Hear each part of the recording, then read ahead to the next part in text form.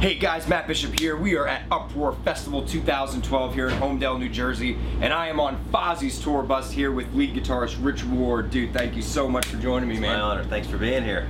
How is the tour just kicked off? But Yeah. how is the energy so far? How have things been going? That's great. It really is cool. I mean, you know, if you sleep in too late, you get woken up by the first band of the day, which is awesome. First band goes on about 1 o'clock, so if you're laying there, like, okay, I better get up. Yeah. So, but you know, it's funny. Normally, you know, when we're doing headlining tours, I'll sleep till like 2 or 3 in the afternoon because I like to do the vampire hours and really so that my schedule's set to where I'm performing right after dinner. So like my energy's great and stuff. I don't like playing like right before I go to bed, you know. So Yeah. if you play till 1 and you go to bed at 2, it's no good. But during this thing, I'm having to get up a little bit earlier because we go on every day 4:30. So for us, you know, I need to get up around 11 o'clock, which is still pretty sweet to sleep until 11. But yeah, it's good, man. All the bands are great, and I mean, all of them are good. You know, it's a usually, great lineup. Usually when you get, you know, a big package where you have 3 stages and there's 20-something bands, it's usually there's a few stinkers. There's nothing. This is a killer bill. Everybody's so cool. Everybody's nice. Catering is killer. You know what I mean? It's like I can't find anything to bitch about, which is awesome, you know. Is it like being at summer camp? Like I've heard people Yes. make that analogy with, you know, like Vans Warped Tour and just the huge touring festivals. Is that pretty much what it's like? It is. Just everybody hanging out? It is. It's absolutely, and that's why I've always had problems with, you know, bands who get hooked on drugs and talk about how hard it is to tour. And it's like that, you know, they make that as the excuse. You know, I mean, I'm just so miserable and things are so tough, so I have to medicate. And it's like, you're an idiot. This is awesome. This shit's fun. Yeah, it's not. It's, you know, like, oh, I'm so sorry. You have to strap a guitar on your back and play for whatever, only 30 minutes. Because even unless you're one of the headliners on the main stage, those bands play a full hour. Oh, Oh, yeah, it's no. like, oh, it's freaking terrible. Bruce Springsteen plays like 18-hour gigs. Yeah. It's like, so we don't have long set times. The food is great. Everyone's cool. You're surrounded by other people who have the same interests that you do. And for anyone to sit around and complain, and especially as many great bands there are in the world that just haven't made it, it's like the secret to success in the music industry is be a good band, and that's half of it. The other half of it is determination, work ethic, the mindset that I will not let anything stand in my way. I'm an angry pit bull and I'm going to take this, you know?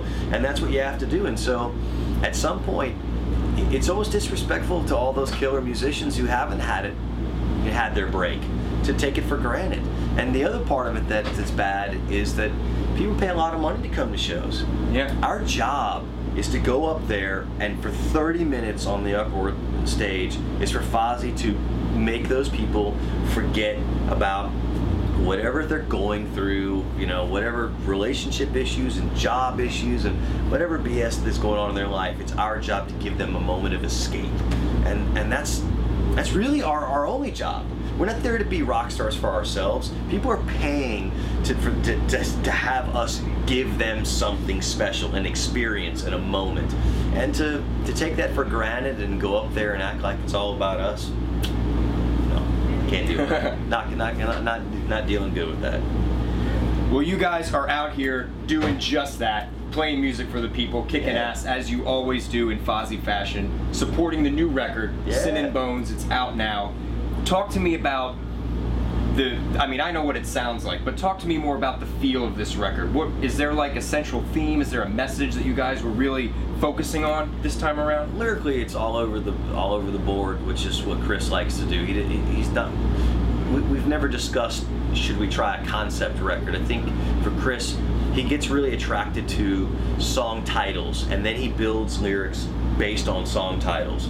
It's never I have a concept. It's just like, wow, that is a really interesting phrase or word, and then he starts building something out of it. You know, just like you would a basic blueprint, you know, for a house, and then you come in and say, oh, well, let's do this and let's do that, and then after Chris hands me the lyrics, then I basically just build songs around them and start with just basic melody and song structure and chord patterns and riffs, and then I get together once I've got a general demo recorded of me singing all the parts and kind of me doing drum machine and building like the loose outline structure that the band comes together and then makes it a song. So that way it's not the Chris and Rich show. It's a band. Everyone has equal input. It's just that we all have a role to play. His role is lyrics, mine is basic song structure and melodic structure, and then the rest of the guys put all the sheetrock and paint it, and put furniture on the front porch and make it look good. But the overall, musically, the album is pretty melancholy. It's a dark record. It's a heavy record. But I think that we don't try to make records based on what we think we should make or whatever's popular. I'm in my 40s. I've made my first record when I was in my early 20s.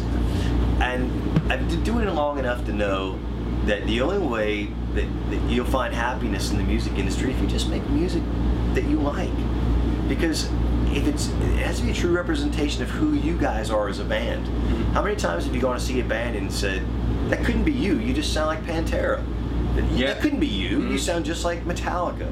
It's like, you're just regurgitating things that you like, who's your favorite band and we want to be like that. Just find out who you are. Find out who you are as a musician, and then collectively, who are you as a band? That's what made bands like Faith No More amazing, the bands like the Chili Peppers amazing, and made bands like Slayer amazing, and made bands like Motorhead amazing. They just did what they wanted to do. And there was no one did what they did before them. And that's why their records don't change a lot over time, because it really is. And then every once in a while, if you see a big change in it, you wonder what happened. It's like, was there a record company guy that stepped in and said, let's try this? Because there's a lot of external pressures on a band to, this is what's big right now at radio. I don't care. Because just because it's big now, what's going to be big in 9 months when our record comes out? Trends happen so fast.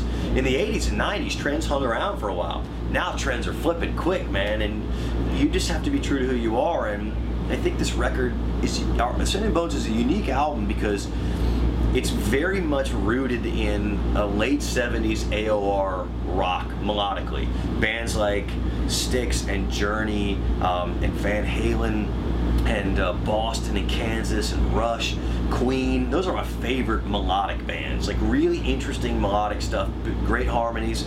But musically, my favorite bands are like the really heavy riffy ones. So we've really tried to find that kind of blend of super aggressive riffs, but really interesting melodic vocal passages, and putting that together. And I think we're one of the few bands that do it the way that we do. And I think that's why when you hear the record, it sounds pretty unique and it sounds like Fozzy. Well, I think that when you mention, the riffs, and you say it's a heavy record, and I think Fozzy's one of the heavier bands out there today, and people really argue a lot about what heavy is, and I say, guys, heavy's not volume, it's attitude. Yeah. Aerosmith was a heavy band. The Stones were a heavy band. Yeah. And you guys, are you guys like the loudest, craziest band in the whole world? No. Well, no, but are you one of the heaviest? Absolutely. Why? Because it's all about those notes in the riff coming together. Yeah. And does it just sound like somebody hitting you in the face with a hammer? Yeah. Yes. I thank you. I always say that to people. They're like, all the time, this band's so heavy, and I listen to it as like, it's fast, and there's a lot of distortion on the guitars, and the guy's screaming a bunch, but it doesn't seem heavy to me. It's like just because Velveeta is really cheesy doesn't make it real cheese. You know what I mean? And sometimes manufactured, processed, like, we gotta be so heavy and we're doing this for the Dark Lord. It's like, well, it seems heavy to you, but to me, like when I listen to Van Halen 2 or the first couple Led Zeppelin records, I'm thinking, man, that's heavy. Yeah. And the first Black Sabbath record, it's a heavy blues album, but it's so heavy. You know what I mean? It has moments that, like the actual song Black Sabbath is one of the heaviest songs ever written, and it's not fast and it's not super loud. It just, like you said, it's played with a certain, there's a reverence towards the attitude. It has that thing where you feel like he laid into every note. Do you know what I mean? Yeah. It's like, You could throw 1,000 jabs, and if somebody hits you with a really heavy left hand, you're out. I know. And that's, to me, like, that's heavy, you know? George Foreman's, you know, if he's trading, you know, with, you know, Mayweather, you know, one dude is heavy and one dude's not. So, in any case, we could talk about it all day long, but I'm with you. We might argue some more about it after. We're never going to argue. We're not arguing, but we're going to go argue with other people. That's exactly right. What do you guys, I know we don't want to jump the gun too much, just kicked off Uproar Festival, but you guys got some really cool stuff coming up. Rest of the summer, going into the fall, and 2013. What's down the pike for you guys touring-wise? This tour ends on October the 1st, and then we have a couple weeks off, and then we're doing a headlining short run of the States, and then we've got a week off, then we go to Europe to do a co-headlining tour with a band called Soil from Chicago, great guys, and that takes us up to Christmas, and then we're off for a few weeks, and then we have a tour that I can't announce yet because we're not the headliner, it's not our tour. I know. That's the sad thing about it. It's like the music business is filled full of, you can't say it. You have to wait. It's like, but I want to talk about it. It's like, you can't. They're the headliner. It's just like with Uproar. We knew it was happening long before we were announced, but we weren't allowed to say. And so we have a tour that we're doing in late January and February, and then we go over to do Soundwave in Australia, and that takes us all the way to the first week of March. So, and then there's some things we're working on for then. So, I mean, yes, you know, God bless it, man. It's rock gods are being good. I know. It's you know, I feel like I need to look in the mirror and just say, is this real? Because I mean, because everything, it's not that things like this don't happen for bands. It's like, but everything's lining up perfectly. You know what I mean? It's like every tour is just bam, booda bam, booda bam, right after each other, and it's all tours with guys that we love, and we have a great road crew, and our band is getting along better than it ever has. Chemistry on stage is great, and that's what you really hope for. You know, hiccups are bad in this business, because it's like a baseball team where your shortstop just keeps dropping the ball. You know, and the band is bigger than the 5 guys. It's your manager, it's your booking agent, your record company, it's your publicity. Everyone has to work in synergy together, and if one thing keeps, you will not win a World Series, like I said, if your shortstop keeps dropping the ball, and your pitcher's got to get on base, and so we have to all work as a team, and we're just, like I said, it feels right.